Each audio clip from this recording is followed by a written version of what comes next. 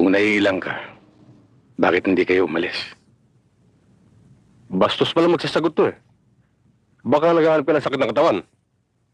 Bago ka rito, no? Bago nga. Kaya ngayon lang tayo nagkita. Tarantado pala to eh. Makuha nga sa patayo. Mabuti pa kinuha mo na si Paupo eh.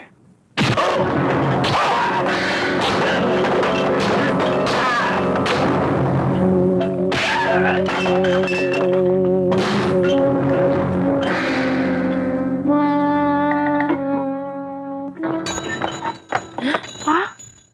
Aba, Kaya na ako sanang bahala magpasensya sa nangyari. Hindi ko bale. Talaga magugulo ang mga yan eh. Wala akong ginawa dito, kundi ang mangikil at maglasing. pero mag-iingat ka pa rin. Marami